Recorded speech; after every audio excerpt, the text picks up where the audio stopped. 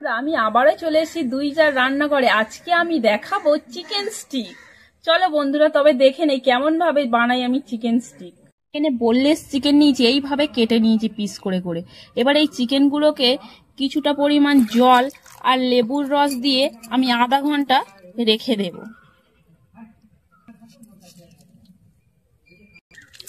আমি এখানে ক্যাপসিকামটা ভালো করে কিউব কিউব করে কেটে নেব।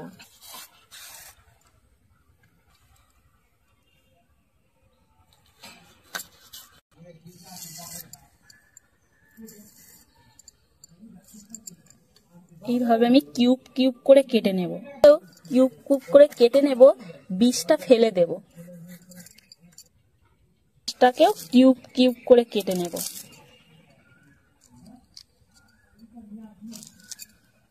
এইভাবে আদা রসুন আর কাঁচা লঙ্কাটা ভালো করে বেটে নেব।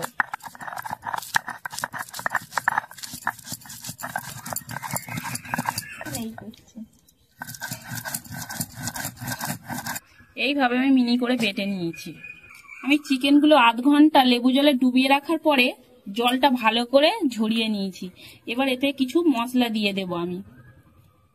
পরিমাণ মতো নুন,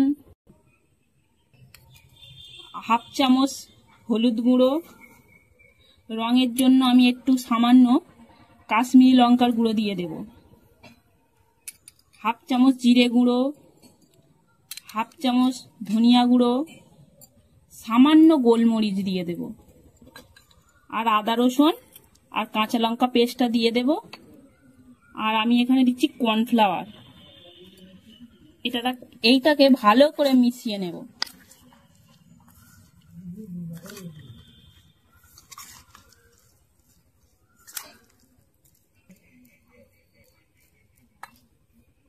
এইভাবে মিশিয়ে আমি আবারও আধা ঘন্টা রেখে দেব।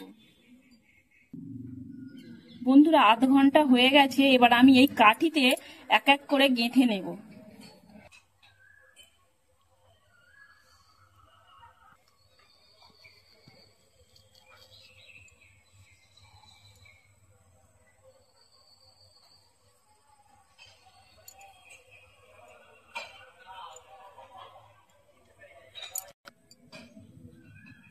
এইভাবে আমি সব গেঁথে নেব। প্রথমে মাংস দেব, তারপরে পেঁয়াজ দেব, তারপরে এক পিস ক্যাপসিকাম দেব, তারপর টমেটো দেব, আবারও মাংস দেব।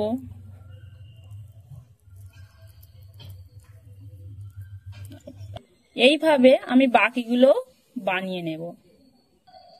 এইভাবে বানিয়ে নিয়ে এবার তেলে আমি ভেজে নেব স্টিকগুলোকে।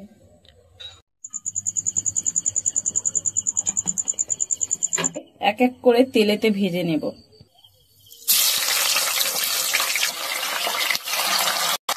আমি এপিট ওপিট করে ভালো করে লাল লাল করে ভেজে নেব। বন্ধুরা আমি এইভাবে ভেজে নিয়েছি।